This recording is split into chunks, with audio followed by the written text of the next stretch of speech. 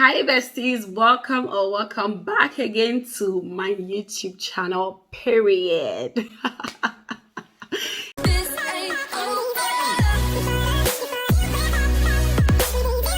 In today's video, I'm going to be talking about how to navigate or how to settle in as a night worker, being you a night nurse, a night carer, any field or any profession that you find yourself in and you are a night worker, things that you can do to enhance your life. Listen to me, the disadvantages of working as a night worker outweighs the advantages, and if you are not conscious to looking after yourself, the health implication or the health consequences that you will develop in your older age is something that you should strive or try to avoid at all costs.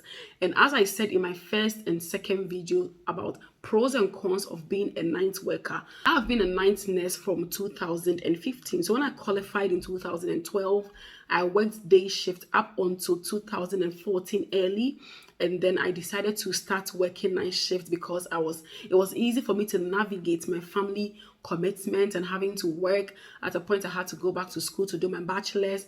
All of these things was achieved because I was a night nurse, and it gave me the flexibility to maneuver around all these commitments and still have all of them intact. And so for me, it's just worked perfectly. And then when I moved to the UK, it also helped me because when I was in specialty units, we were going to work in night shift. I was really struggling. And then I moved to the care home. And since then, I've had this kind of like equilibrium of maintaining everything and still being happy, still combining my side hustles, still do my businesses, and still committing to my work because I'm on a sponsorship visa and I still have to stay afloat. Probably, or maybe if I had my own way, I wouldn't have been working night shift, but it's not everybody that has a choice really. And so if you want to stay afloat and want to have all these things together, then night shifts usually answers all of these questions. And what has helped me all of these years working night shift and still being healthy and still maintaining this beauty level that I am maintaining, whether I like it or not, I am maintaining the beauty. Is because I make a conscious effort to take good care of myself, and I have support systems that understand the mission and the goal really. So I'm going to be talking about some of the things that has helped me. Number one is to transition slowly. Okay, so if you're a day staff and you're moving to night shift, it's not just a straight jump. Yeah, try to transition slowly. You can go in to do some shadowing, maybe once in a while, do one night shift here and there, maybe one night shift in a week. Just balance it like that. Then slowly you zoom into fully, because what you're doing is that you're just giving your body the time to adjust and to get used to the fact that there is going to be a switch, so that is nothing is shocking to your body really. Okay, it's just like when you're going to swim, they tell you to have a shower first. Having a shower is two things. You are just rinsing your body, number one. Number two, you are regulating your body's temperature to the temperature of the water that you are going into. That is the same thing that works as doing night shift. So transition slowly. Get your management involved. Let them understand that, hey, I want to do night shift. I want to transition slowly, and do have ways of helping you with that. Number two is family commitment or family understanding. For me, when I come back from night shift, and if not for the fact that the kids are at school and they're home, they understand that mommy doesn't need to be disturbed. They respectfully gather themselves downstairs. They leave one room, which is my room for me. I'm there, no disturbances, no knocking, nothing, where I'm able to have a very settled sleep.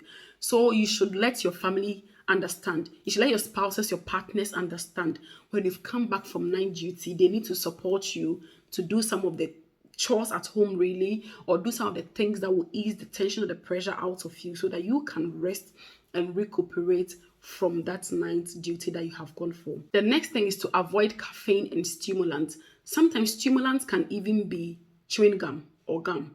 When you put a gum in your mouth, your whole body is awake. Try to avoid things like that when you are supposed to sleep. Try to avoid caffeine. I realize that when I drink coffee, I am more alert, I am too awake, I have palpitations and heart problems.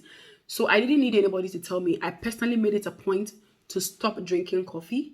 Initially, it was hard for me, but as slowly, I took myself out of that, addiction, let me call it. And for now, it's been a long time that I took coffee, and it has really helped me a lot. It helps me to sleep when I come back home, from a shift. So try and avoid coffee and stimulants. Next is try and avoid alcohol, because when you drink alcohol, your whole body is put in a different direction unless you are off duty. But if, let's say, you have just worked, you've come back from duty, you're trying to sleep, try to avoid alcohol. If possible, try to avoid alcohol as much as you can. And that is also going to help with prolonging your life expectation. The next is to get sunlight. Okay, so if you are working night shift, as I said in my previous video, because you are sleeping in the day when you're supposed to go out and enjoy the vitamin D that comes from sunshine or the sunlight, you don't get them. But once in a while, get out and get that vitamin, D, or get that sunshine into your body. It's not every day that you are working. So the days that you are not working, or in summer, or in summer, go out and enjoy that sunshine. Go out and get that vitamin D. What some people even do is that once in a while they just travel back to Africa or to the Caribbeans to just soak themselves or sleep in the sun. They sunbathe for the sun to mesmerize their body, and they soak that sunshine and vitamin D into their body. So try and get some sunlight. Try and sleep in the right environment when you have come from work. So put good food in your body. Make sure that your stomach is, you've settled your tummy. There's something in your tummy. Your room is dark. If you have light curtains, try and replace them with dark curtains. Switch off your light. Make sure that your temperature in your room is well coordinated. It's not freezing and it's not too hot. Because when it's too hot, you wake up in the middle of your sleep because you are boiling hot. If it's too cold, you can't really settle. So get the right temperature that works for you in that room. Get the right covers, the duvet and everything. Try and avoid phone. When you're sleeping, something tells you, press phone. I am a big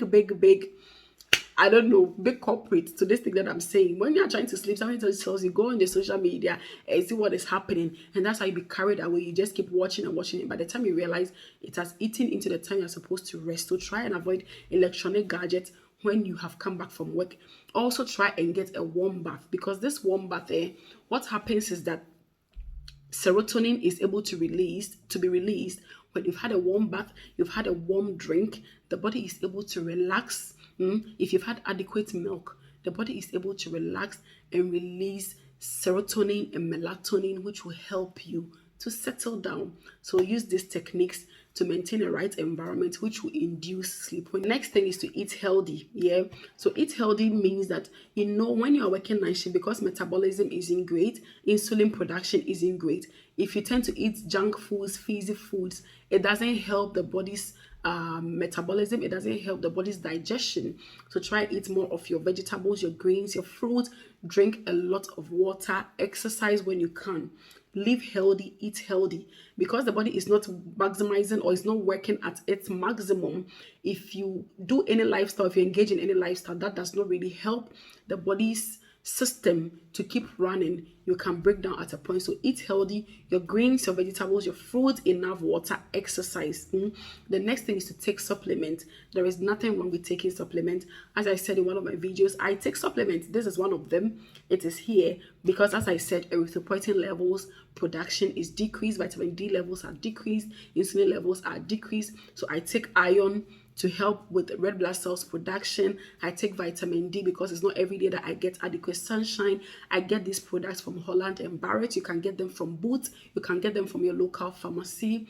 It helps you to keep the body running. So get this supplement and, to help the food that you've eaten also to work properly. The last but certainly not the least is to nap in between your breaks. So when you go to work and you are a night worker, you have at least an hour of break in that long hour shift. If you are in the UK, that 1 hour break, whatever you do with that 1 hour break, it boils down to you or it's up to you. Try and have a nap in that break. At first, I didn't nap at work. I didn't do anything. But now, nothing nobody tells me will not let me nap when it's my break. Unless when it's an emergency or I am needed urgently on the floor. What happens is that because I'm not one less working, when I'm on my break, my other colleague is there. If it's something that they cannot really deal with or they need my help on the floor, then they can call me even when I'm on my break. But that happens once in a while. But whilst you're on your break, take a nap. Don't press your phone, don't do anything. Even if it means just closing your eyes and just soaking yourself in that darkness, getting away from the busy buzzers and the calling and the jumping about on duty, it helps your brain to relax. And then when you've gone home, you can add some hours to that sleep to help your body to rest. And also when you are not working, the days that you are not on shift, Try and sleep early at home. Try and get a lot of sleep at night and have naps in the day. Also, when you're on annual leave, it's a brilliant opportunity for you to, try and get some naps, try and get some breaks, try and get some sleep. I know it's hard, nights can be boring. It comes with a lot to do night shift. And that is the reason why when I'm doing night shift and somebody comes to tell me that night nurses or night staff do not do anything, all I'll tell you is that come and do it. I can't stress myself, I can't explain anything. Just come and do it. When you do it and you realize how it is, why do you think employers pay more when you're working nights? Because they understand the health implications of working nights. It's not easy. So try and be conscious about yourself or be intentional about yourself to help to keep your life expectancy on the maximum as far as working night shift is concerned. And when you feel like there are no parameters for you to be working nights, try and avoid night shift really. Honestly, with time, if my kids grow to that level that I feel like they can be independent, they can be okay, I'll just pull down and start working these shifts. I beg, I'm tired. I am tired. Anyways, thank you guys so much for watching, for constantly coming back to the channel. And until we meet again in my next video, guys. Bye-bye.